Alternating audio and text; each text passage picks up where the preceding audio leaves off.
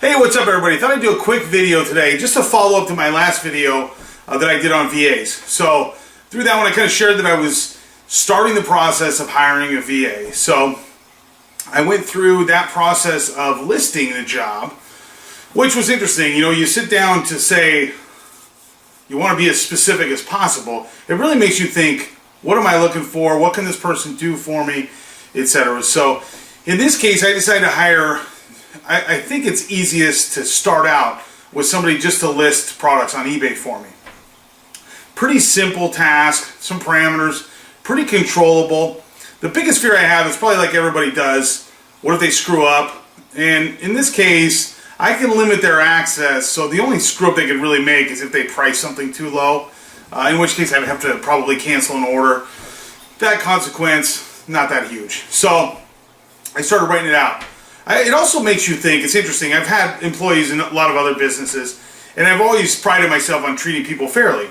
So I didn't feel that just because they were overseas and their wage was lower, that they shouldn't be treated fairly. So I did a lot of research. So it's interesting. I'm looking at hiring someone from the Philippines. So the Philippines, the wage rates are, $2 to $10 an hour, let's say, depending on their skill set, which is really cheap. So I set up a template kind of. I went through a whole bunch of ads, which some of them were really funny.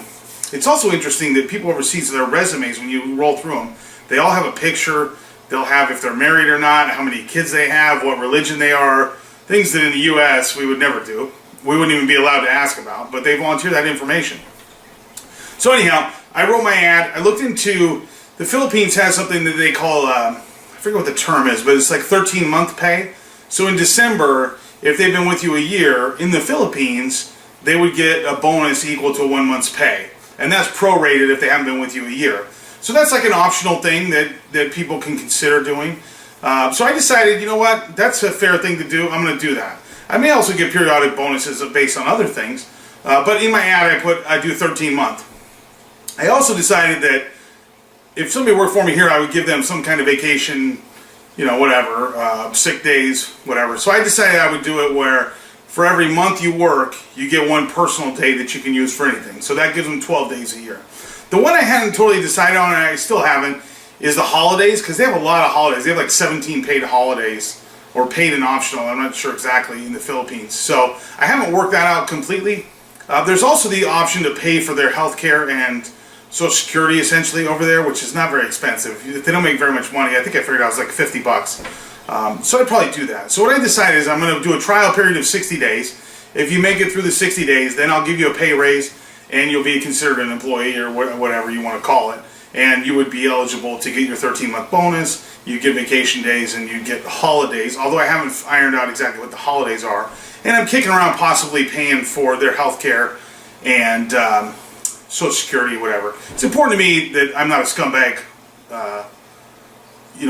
person. Like a lot of these people that hire people overseas, they don't want to pay them anything, they pay dirt. I don't want to be like that. I want to treat them like I would treat an employee here. The advantage for me is that they're costing us way less money, so that's great.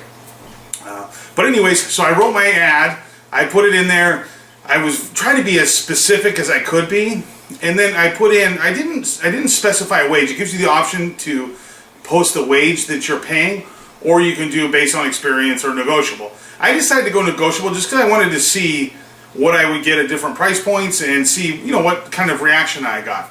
So I got, in the first 2 days, I got about a dozen good resumes, I would say. Now, when I say good resumes, I think I mentioned in the last video, one of the things that they suggest is that you put some obscure question in your job description. So my job description was pretty long, and in the middle, I put 2 asterisks, and I did it in capital letters, and says, tell me what your favorite food is. Sounds silly, but that's what a lot of people do. So about half the resumes I have didn't answer that question, which tells me they didn't read it, so I just deleted them. No matter how good they were, they just get automatically deleted. But I got about 12 that answered that.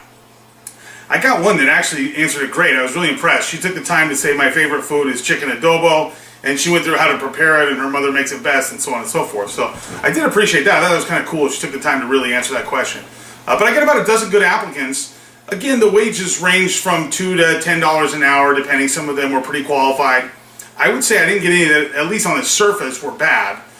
So I started going through them. I've contacted a couple people. one of my issues was I really wanted somebody that was full-time working only for me. So I didn't want somebody that's trying to juggle 5 jobs and make some extra money.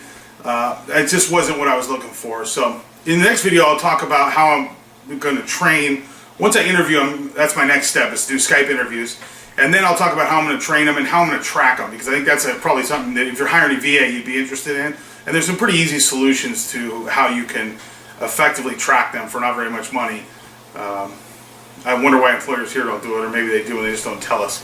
But anyways, that's it. So that's where I'm at in my VA process. I got a lot of good applicants, so I'm going to interview. That'll probably be in the next video. I'll talk to you about the interview and ultimately the hiring. So that's it. Hope you enjoyed it. Be sure to like and subscribe. I'll see you on the next one.